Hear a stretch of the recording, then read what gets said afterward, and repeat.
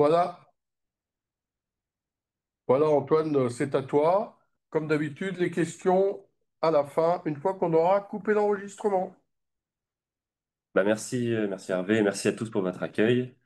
Donc, comme Hervé l'a dit, en effet, je suis Antoine Bott, CTO, cofondateur Nucleon Security.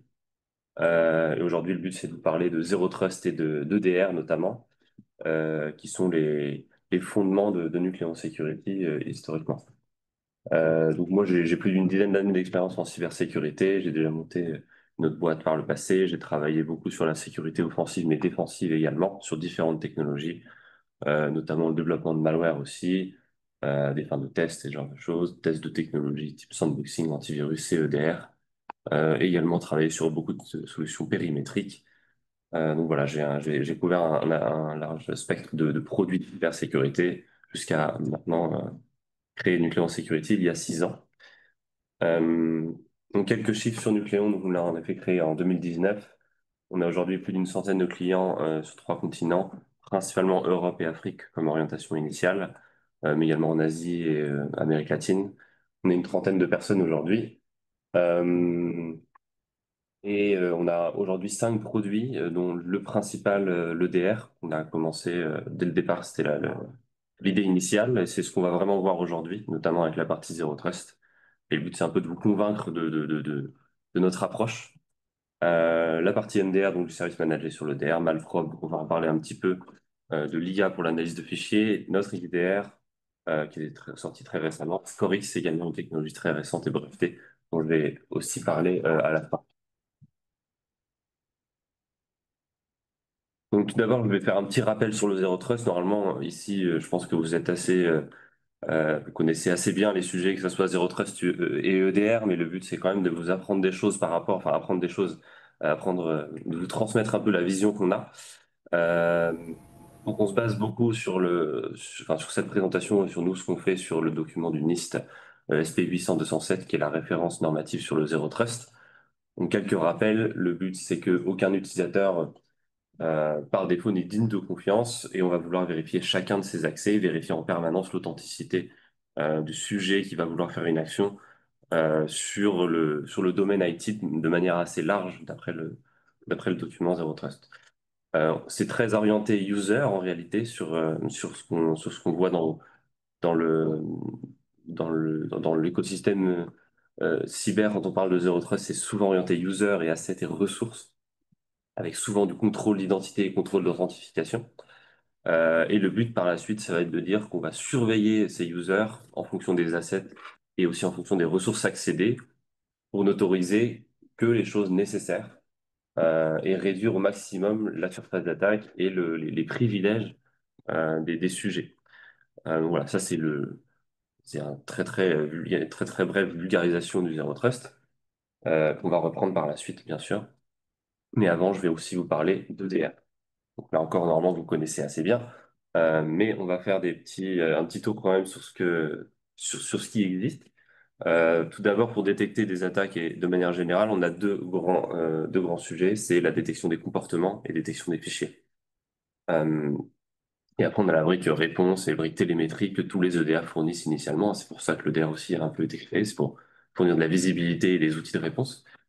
Mais maintenant, tous les EDR vont intégrer aussi des détections de comportements et de fichiers à travers différentes technologies, plus ou moins bien, mais toujours à peu près dans la même idéologie, c'est de détecter des choses qu'on a identifiées comme malveillantes, donc historiquement avec des signatures sur les antivirus. Après, on a créé par exemple les Yara Rules qui sont un peu la même chose, mais un peu plus communautaire. On a aussi des IOC ou du sandboxing qui va détecter des fichiers, et par la suite des IA même qui vont pouvoir le faire.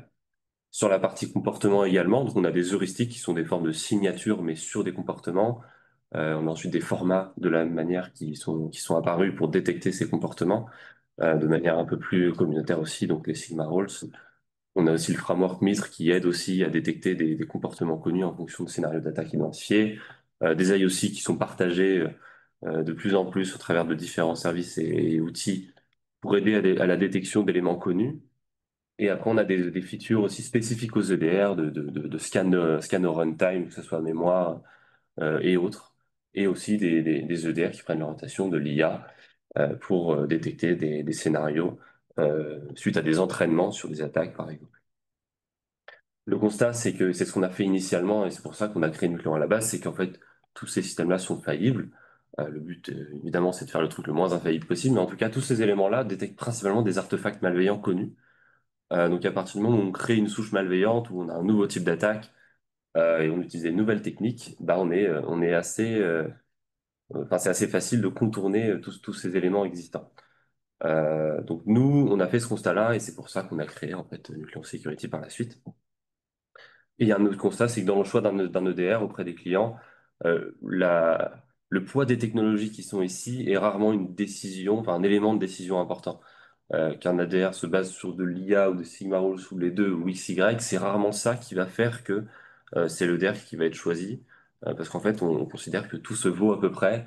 Certains font X, d'autres font Y, mais à la fin, on considère que bah, de toute façon, il va pas toujours réussir. C'est pour ça qu'on a besoin d'outils de réponse qui vont être très performant pour faire des commandes à distance, avoir de la bonne télémétrie, et ainsi de suite.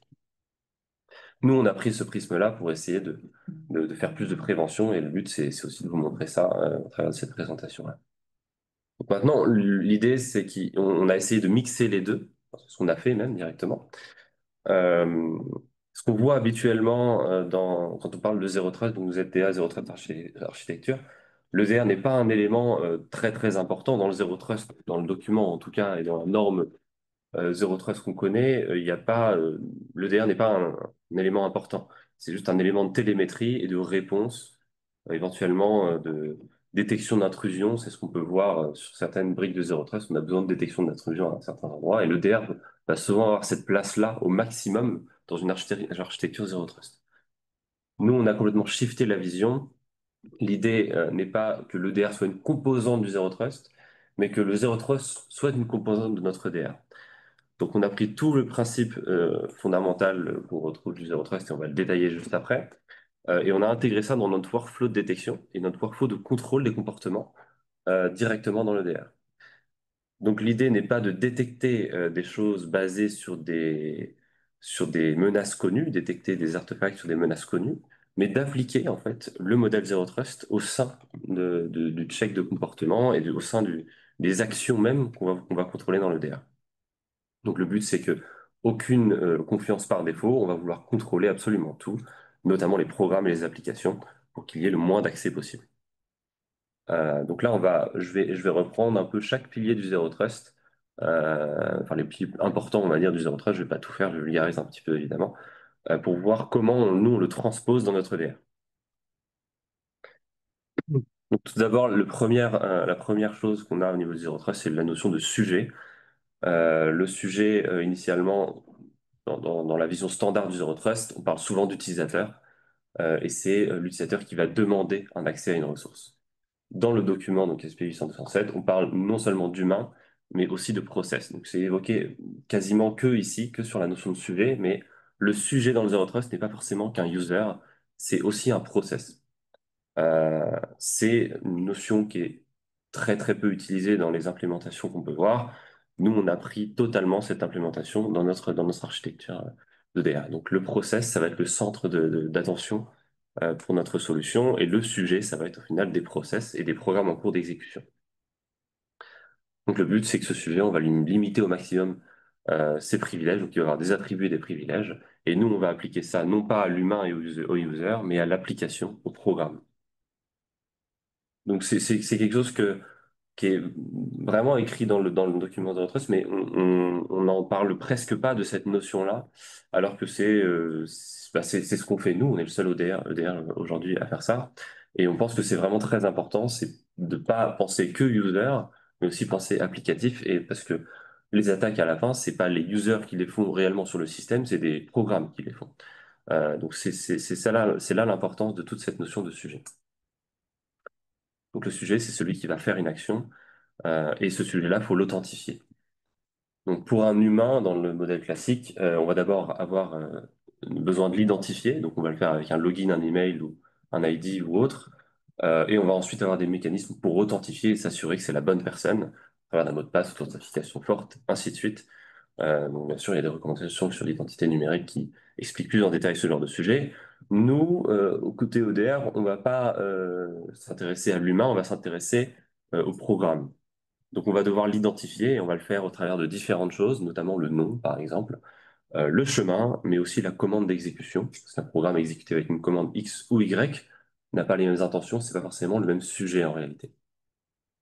Et pour l'authentifier, on va avoir la signature numérique pour s'assurer que c'est le bon programme et que c'est bien voilà, on vérifie l'authenticité du programme. Donc si un programme comme winword.exe n'est pas signé par Microsoft Corporation, c'est probablement pas winword.exe. Donc on va vérifier de cette façon la signature numérique pour s'assurer qu'il est bien signé comme il faut. Donc on a tout un tas d'attributs et d'éléments qu'on peut vérifier pour s'assurer de l'authenticité aussi du certificat et ainsi de suite. Et on a également les hashes. Donc les hashes, évidemment, l'empreinte du programme est également une manière très très fiable, quand bien même on utilisera un algorithme suffisamment solide, d'identifier que c'est le bon programme. Donc si on pouvait faire ça sur les humains, ce serait pas mal aussi. On pourrait vérifier en faisant une empreinte de l'humain, une empreinte vraiment numérique en tant que telle, on aurait une bonne authentification. Nous, on peut le faire au niveau application parce qu'un hash, c'est extrêmement explicite. On sait si c'est la bonne application ou pas. Donc voilà comment on authentifie le sujet dans notre paradigme. Ensuite, on a la notion de moindre privilège. Donc, comme vous le connaissez, hein, je l'ai déjà dit, l'utilisateur, il a des accès très limités uniquement aux ressources dont il a besoin, c'est l'objectif. Donc, une équipe de développement n'a pas de raison d'accéder aux données de la comptabilité. Donc, voilà, c'est très basique, mais c'est le principe du moindre privilège. Nous, on va vouloir appliquer exactement la même chose au niveau EDR. Donc, un programme ne va pas pouvoir faire ce qu'il veut sur la machine. On va appliquer le même principe. Donc, par exemple, le lecteur vidéo VLC ou un VPN ou autre n'a pas de raison d'accéder aux documents de la comptabilité non plus. Et il n'a pas de raison d'accéder aux données des développeurs non plus. Par contre, Git, lui, il gère du code, il est possible qu'il ait besoin d'accéder aux données de développement, aux repositories, et ainsi de suite. Donc l'idée est vraiment de limiter les programmes, donc les sujets, euh, à vraiment ce qu'ils ont besoin. Et de cette façon, on va limiter la surface d'attaque. Et c'est vraiment un shift de fonctionnement, c'est-à-dire qu'un EDR, comme on l'a vu, hein, classique, va plutôt chercher à détecter des patterns connus malveillants, alors que un VPN qui va lire un fichier Python sur votre machine, c'est pas connu comme une attaque, mais ça reste un comportement qui n'est pas normal.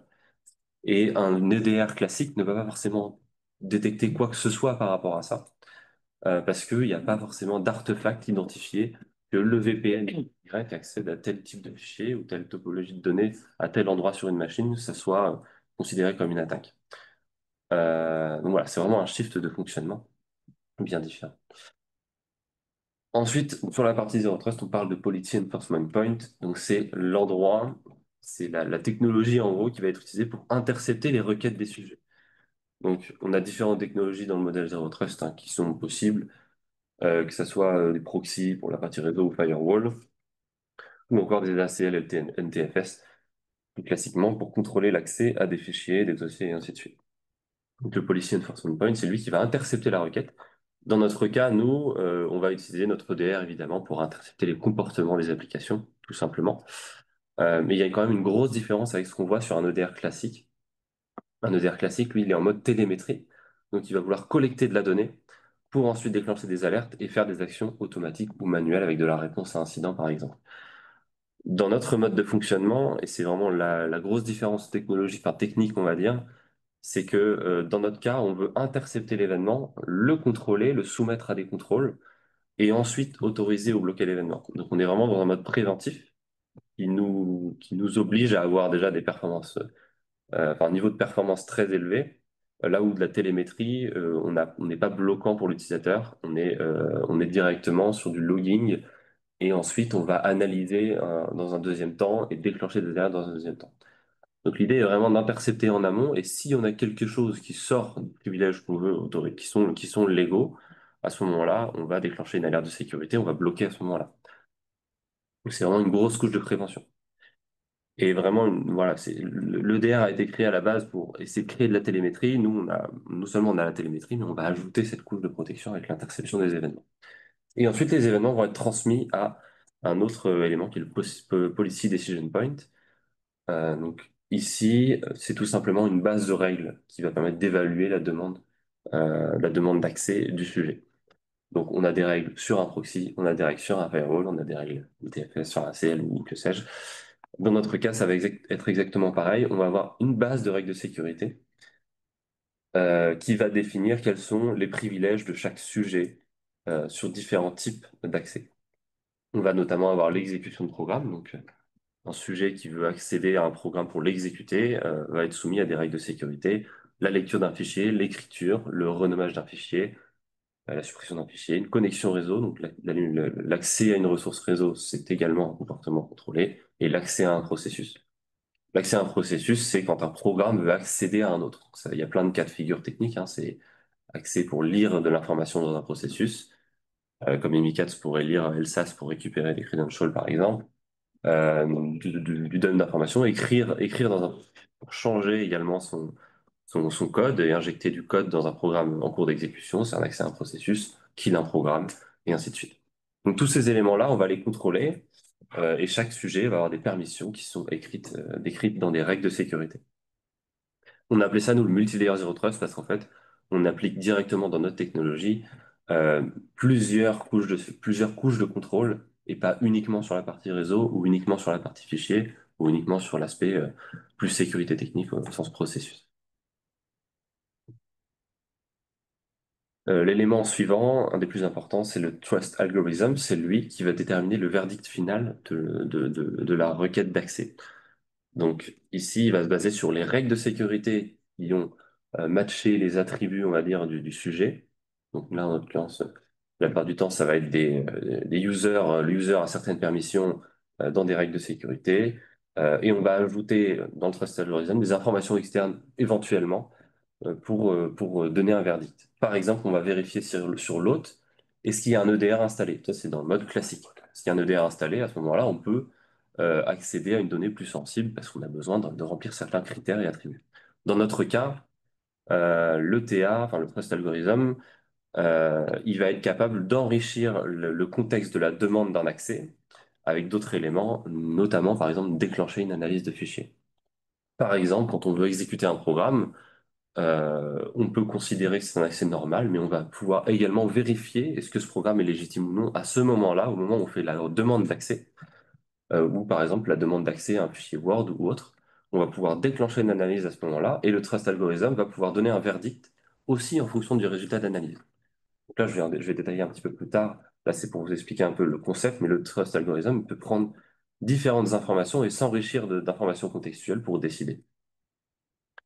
Et grâce, nous, à cet enrichissement, on va en fait détecter des payloads malveillants et bloquer l'accès directement au moment de la requête d'accès et non après l'accès ou autre.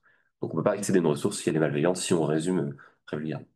Voilà un peu les grandes étapes de comment nous, on applique le Zero Trust dans notre modèle EDR. Donc voilà, vous comprenez qu'on n'a pas, enfin là je ne l'ai pas évoqué, on n'a pas de notion d'IOC, on n'a pas de notion de règles de détection d'attaque connues ou ce genre de choses. C'est pas l'idée, bien que les règles qu'on dispose permettent de le faire exactement comme n'importe quel produit.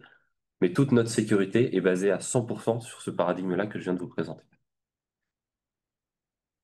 Normalement, à ce moment-là, vous vous dites OK, mais ça a l'air compliqué. Là, c'est de la théorie, évidemment. Donc, là, pour passer à la pratique, il y a énormément de choses qui sont nécessaires, énormément de challenges qui ont été mis en place. Donc, l'idée est d'opérationnaliser toute cette théorie pour le rendre exploitable au quotidien, pour un analyse sécurité et pour les clients de manière générale. Donc, ça va passer sur différents éléments. Donc la mise en place, donc déployer un jeu de règles initial et l'adapter au contexte métier. Sur la partie exploitation, on va vouloir assurer la gestion quotidienne et ensuite améliorer les règles de sécurité. Donc on va détailler en gros, tous les tricks qu'on a un peu trouvés pour rendre ça possible, si je puis dire, pour que ça soit utilisable par un client et utilisable dans le monde réel. Toute cette théorie, mine de rien, recouvre beaucoup de challenges.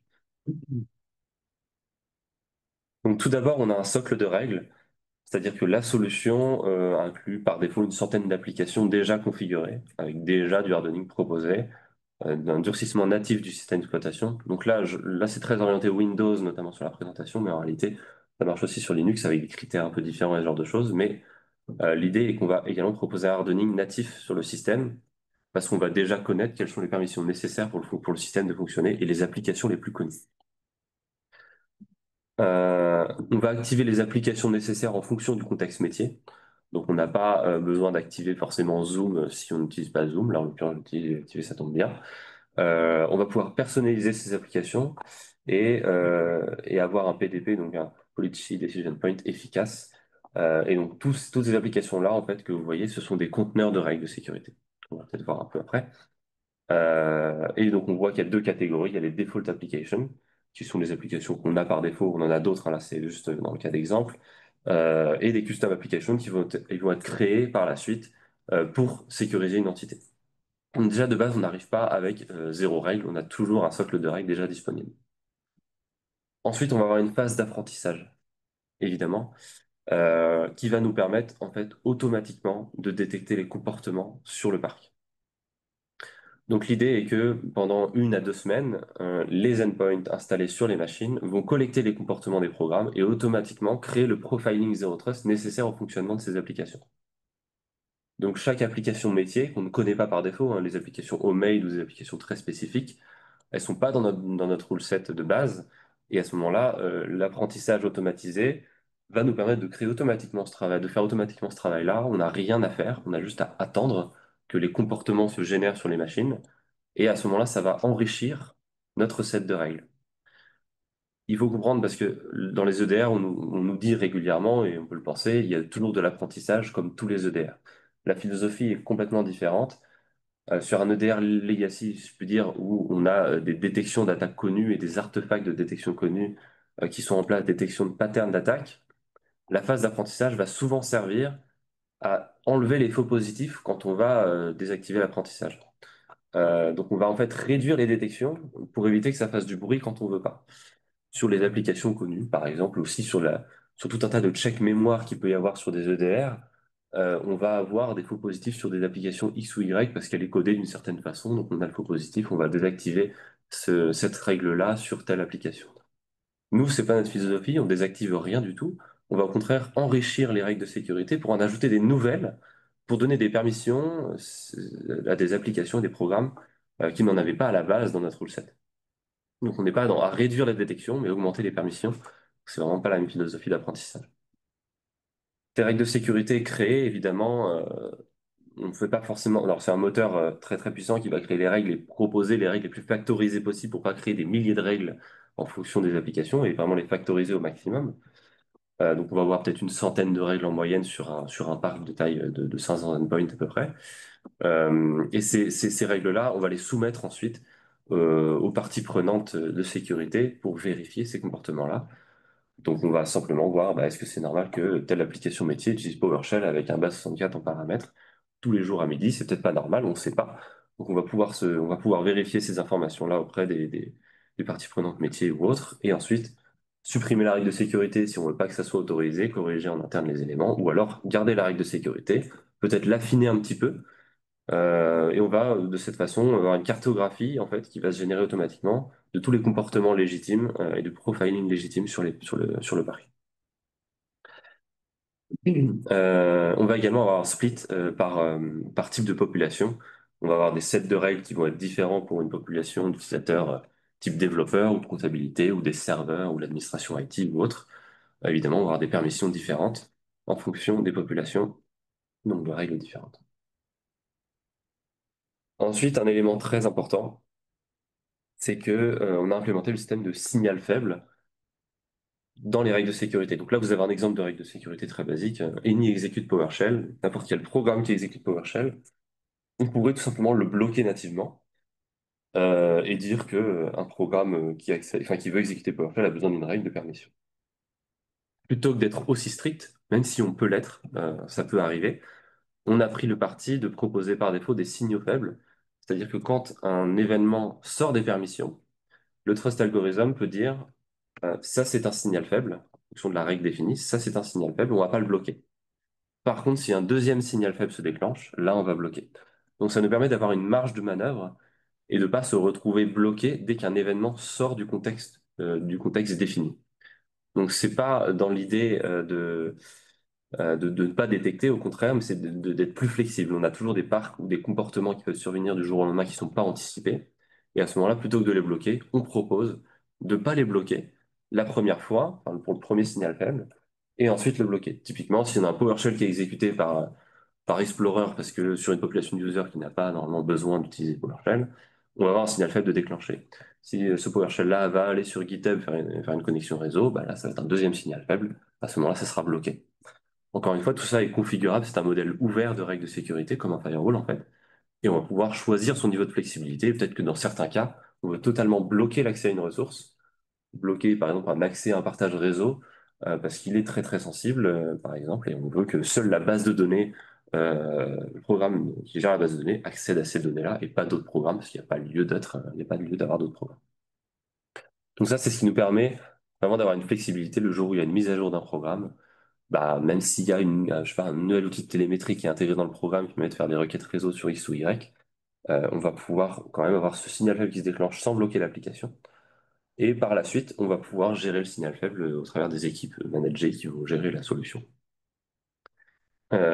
Aussi, je ne l'ai pas dit, si jamais on a par exemple des mises à jour drastiques de solutions, je sais pas, un environnement qui change complètement sur une base SAP qui migre sur un autre CRM, on peut relancer à tout moment un apprentissage si on ne veut pas avoir les signaux faibles et le blocage qui arrivent en amont. On peut relancer un apprentissage pour régénérer un profil spécifique d'une application si besoin.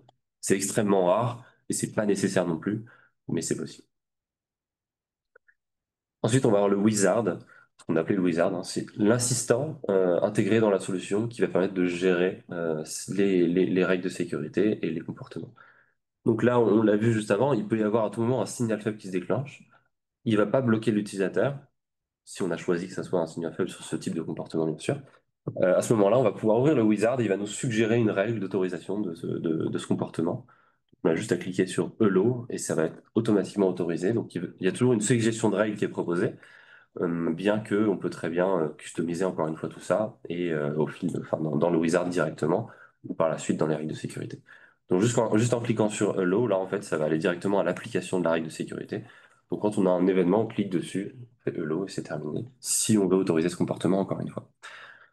Ça nous permet, cette combinaison de wizard et signal faible permet que un EDR est installé chez un client, il y a des signaux faibles qui vont se déclencher régulièrement, on va dire peut-être au début une fois par semaine, puis après, enfin peut-être plusieurs fois par semaine, puis après une fois par semaine ou à peu près. Et en fait, cette notion de wizard permet aux analystes de facilement gérer les règles de sécurité et les ajouter avant qu'il y ait un blocage au cas où il y a un deuxième signal faible qui arrive. Nous proposons du service autour de ça, mais les partenaires le font aussi et les clients le font aussi très bien. C'est très facile d'utilisation. Alors, une notion un peu plus complexe, mais qui est plus complexe, c'est un détail, c'est une option vraiment dans les règles de sécurité, mais qui est indispensable au fonctionnement de tout ce système-là.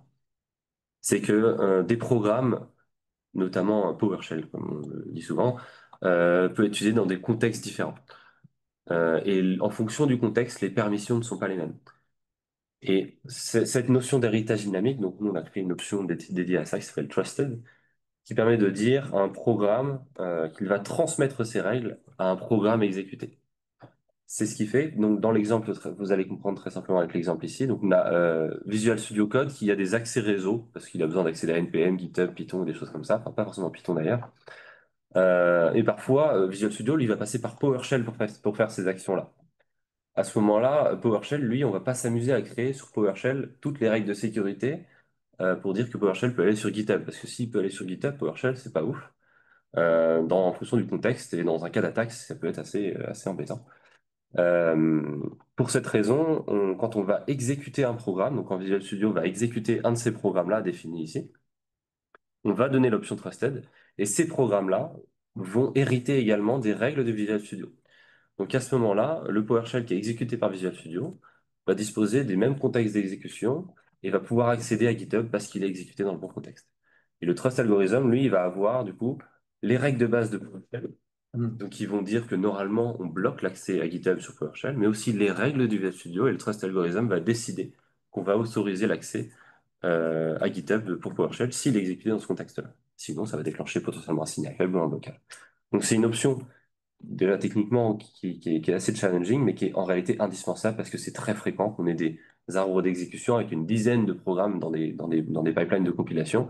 qui soit exécuté à la chaîne. Et si on n'a pas ce système-là, soit on a des règles qui sont beaucoup trop permissives pour tous ces programmes-là, soit on bloque tout, et c'est pas terrible.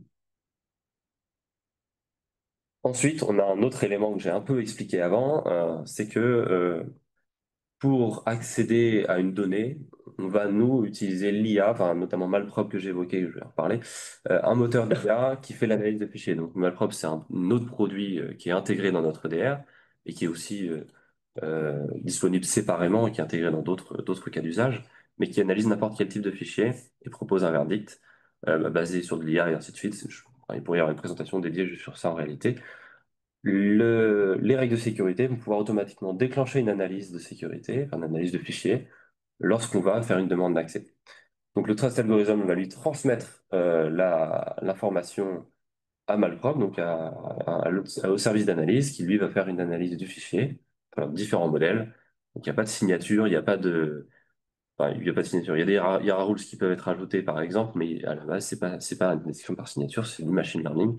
Donc des modèles qui existent depuis 6 ans, qu'on a créé il y a 6 ans, qui sont maintenant disponibles sur tous les types de fichiers, qui ont des très bons scores et très rapides, et qui nous permet en fait d'assurer la couche prévention et la couche entre guillemets antivirale, même si c'est pas la signature, sur l'EDR, grâce à cette intégration d'IA directement dans le trust algorithm. Cette fonctionnalité n'est pas nécessaire en réalité. On peut s'en passer. On peut dire, on va spécifiquement donner les permissions de chaque programme et on n'a pas besoin d'IA pour analyser les fichiers inconnus.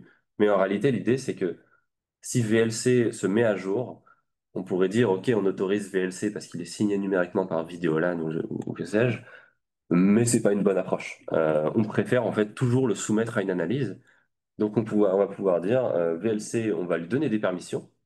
Par contre, quand on va exécuter VLC, enfin, quand on va avoir une exécution de ce programme-là, on va quand même vérifier est-ce qu'il n'est pas malveillant, même s'il aura que ces permissions-là, on va vérifier s'il n'est pas malveillant.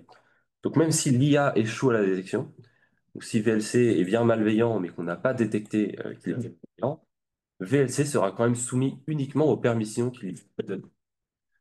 Donc VLC, bon, pas grand-chose, hein, il ne peut pas faire grand-chose motivement, peut-être aller faire ses mises à jour, mais pas grand-chose d'autre a priori. Donc même si VLC est au travers du pipeline de supply chain ou autre, si VLC devient compromis et qu'il est toujours signé numériquement, c'est pas pour ça qu'il va, même s'il n'est pas détecté, c'est pas pour ça qu'il va pouvoir faire tout ce qu'il veut. Vraiment un EDR classique où potentiellement il est signé numériquement c'est VLC et à un moment donné il va lire un fichier qu'il ne devrait pas et ça n'a pas forcément de trigger d'alerte. Nous on n'a pas cette problématique. Donc encore une fois cette IA elle est très importante dans la réalité terrain parce que les gens utilisent plein de programmes au jour le jour et sans analyse, ça serait une barrière en moins. Nous, on offre cette barrière qui est directement intégrée dans les règles de sécurité. On a également Atom AI, donc qui est récemment intégré dans notre console EDR, qui est un agent IA spécialisé sur tout ce que fait Nucléon de manière générale, notamment cette partie Zero Trust et cette partie règles de sécurité. Donc là, c'est un exemple assez bateau, mais on veut bloquer tous les programmes dans une entreprise. On va lui dire humainement, enfin en langage humain, d'un langage naturel, ce qu'on veut faire. Il va proposer une règle de sécurité, de l'explicabilité pour intégrer directement les règles. Donc ça facilite encore une fois le travail des analystes et des utilisateurs de la console pour gérer ces permissions des programmes. Atom AI va également permettre de faire de l'investigation automatisée. Donc à travers d'un événement, si on a un doute, on va pouvoir lui demander, il va faire une analyse de cet événement-là et à partir d'une alerte aussi, et interroger des services externes. Donc notamment Malprop qu'on a vu, qui est notre IA d'analyse de fichiers, qui est pour être interrogé, et également ScoreX, c'est ce sur quoi je vais finir. ScoreX qui est notre produit récemment créé, donc qui est breveté et validé par le ministère des Armées, donc qui est une solution qui vise en fait à étendre cette vision Zero Trust plus largement. Donc nous, on a pris cette vision-là, on l'a appliquée au niveau ODR, mais en fait, c'est d'étendre cette notion de permission d'application, permission de programme au plus grand nombre, en quelque sorte. Donc, si on prend un chat GPT, par exemple, le but d'un chat GPT, c'est de compresser la connaissance humaine pour pouvoir l'interroger. ScoreX, c'est un petit peu compresser la connaissance des comportements système pour pouvoir l'interroger sur un comportement système et qui nous donne son avis. Donc, au travers des différents clients qui acceptent de partager anonymement les événements des applications, on a une base de connaissances avec des centaines de millions d'événements uniques qui constituent en fait les comportements qui sont connus sur un parc informatique. Et cette base de connaissances, donc elle a tout un tas de métriques mathématiques qui nous permet de savoir, en fait, pour un programme donné, quels sont ses accès courants et quels sont ses comportements normaux. Donc on sait exactement, Teams, ce qu'il doit faire sur un système d'exploitation. Et on sait déjà, donc par défaut, qu'est-ce qui va sortir de la norme et intégrer ça, donc notamment dans nos règles de sécurité. Donc c'est quelque chose qui est en train d'arriver pour améliorer nos règles de sécurité, mais également permettre de donner cette espèce de carte d'identité des applications, le mettre à disposition d'autres acteurs qui puissent intégrer aussi ça dans leurs produits. Donc, par exemple, un EDR quelconque pourrait faire des règles de détection sur une application qui n'a pas des comportements X, Y, Z définis dans ses actions. ScoreX peut être consulté, et c'est l'objectif initial, par d'autres produits cyber, donc notamment un SIEM, pour avoir du scoring et de l'explicabilité sur un événement EDR. Donc là, je ne parle pas de Nucléon, hein, je parle de n'importe quel EDR peut demander à ScoreX sur un événement donné, quelle est la criticité de cet événement par rapport aux connaissances qu'on a des comportements système, donner un score et de l'explicabilité humaine qui va nous permettre de comprendre en quoi enfin, cette action semble malveillante ou non, et semble légitime ou non, surtout, aux yeux de ce qu'on connaît sur la base de ScoreX. Donc voilà, ScoreX, c'est un produit vraiment très récent.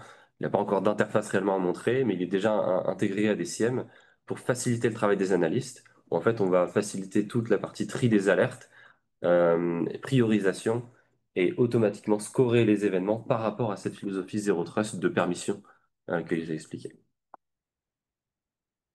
Donc voilà, je sais pas si combien de temps je suis, ouais, je fais 40 minutes, c'est Merci tout pour cette beaucoup présentation. pour cette présentation.